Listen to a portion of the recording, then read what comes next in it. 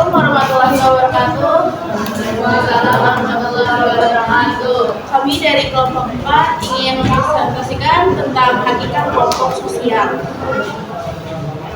Langsung aja, saya perkenalkan, nama saya Afiara Terani. Saya dari Syafri. Sudah sebagai Saya Muhammad Nafid Abdul Rahman. Saya dari Kristen Junior. Pengertian kelompok sosial. Kelompok sosial adalah sekumpulan orang yang memiliki hubungan, berinteraksi secara kreatif serta memiliki kesadaran bersama sebagai satu kesatuan. Mereka biasanya memiliki norma, nilai, tujuan, atau kepentingan yang sama dalam kehidupan sosial. Syarat dan ciri-ciri kelompok sosial. Syarat kelompok sosial menurut Surjono Soekarno, yang pertama ada kesadaran keanggotaan. Yang B, menjadi hubungan timbal balik. Yang C, ada faktor pengikat bersama seperti tujuan, ideologi, kepentingan, dan lain-lain. Yang D, memiliki struktur dan pola perilaku. Yang E, mempunyai sistem dan proses sosial. Lalu ciri-ciri kelompok sosial ada yang pertama, ada merupakan satu nyata yang bisa dikenali. Yang B, anggotanya punya kepentingan dan nilai hidup yang sama. Yang C, memiliki struktur sosial berdasarkan status dan peran. Yang D, tiap anggota punya peran yang berbeda. Yang E, ada norma kelakuan yang mengatur peran anggota. Proses pembentukan kelompok sosial. Yang pertama, kontak sosial. Ini adalah tahap awal ketika dua individu atau lebih saling berhubungan, baik secara langsung, tatap muka maupun tidak langsung, misalnya lewat media sosial. Yang kedua, interaksi sosial. Dari kontak yang terjadi, berkembanglah interaksi yang lebih intens, seperti bekerja sama, berdiskusi, bermain, atau melakukan kegiatan bersama. Yang ketiga, kesamaan kepentingan atau tujuan. Individu mulai menyadari bahwa mereka punya kesamaan baik dari segi hobi, nilai, latar belakang, atau tujuan tertentu. Kesamaan ini memperkuat hubungan mereka. Proses pembentukan kelompok sosial. Kelompok sosial adalah kumpul dan berinteraksi. Kelompok mulai menemukan aturan dan siapa pemimpin, anggota, dan aturan main kelompok. Contohnya, mereka membentuk ketua, sekretaris, dan membuat aturan jadwal pertemuan. Kelima, bentuknya kelompok sosial. Kelompok ini secara umum dan diakui baik oleh anggota sendiri maupun oleh lingkungan sekitar. Contoh, komunitas jurnalis sekolah ada dan mulai membuat bulletin mingguan. Faktor pembentuk kelompok sosial. Yang pertama, kepentingan yang sama. Orang membentuk kelompok sosial karena memiliki tujuan atau kepentingan bersama. Contohnya, kelompok belajar untuk menyelesaikan tugas, asosiasi profesi, seniman, guru, pengusaha, advokat. Yang kedua, pertalian darah atau keturunan yang sama. Faktor keturunan atau etnis menjadi dasar persatuan dan persaudaraan. Contoh di Indonesia, kelompok etnis seperti Batak, Jawa, Sunda, Bugis, dan lain-lain. Kelompok keturunan India, Arab, atau Tionghoa. Yang ketiga, daerah atau wilayah yang sama.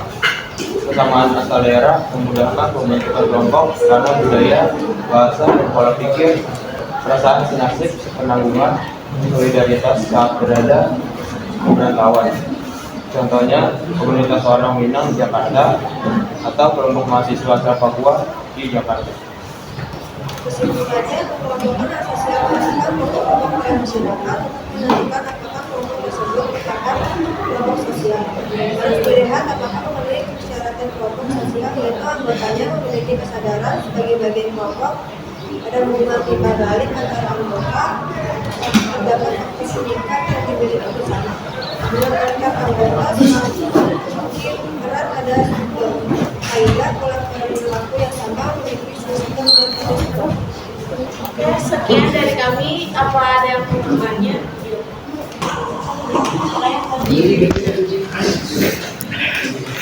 Apa contoh nyata dari interaksi sosial yang dapat memperkuat terbentuknya kelompok sosial?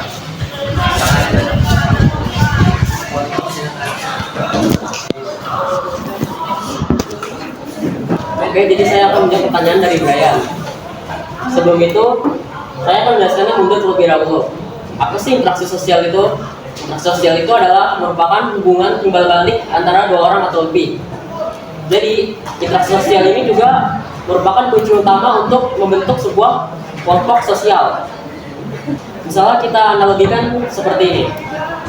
Misalnya di suatu kelas, lalu ada guru memberikan sebuah contoh soal yang sangat sulit gitu. Jadi kan otomatis Brian tidak bisa mengerjakan nih. Pasti akan mengajak teman untuk berdiskusi. Nah kan berdiskusi nih, ya kan? Nah karena kan memiliki sebuah tujuan yang sama nih. Jadi untuk memecahkan latihan soal tersebut karena sangat sulit nih, maka terbentuklah sebuah kelompok sosial. Ya, misal contoh lainnya sebuah komunitas hobi, misalnya seperti jogging, lari atau misalnya bersepeda gitu. Jadi kan kita memiliki sebuah minat yang sama nih, kita seperti bersepeda, lari atau jogging.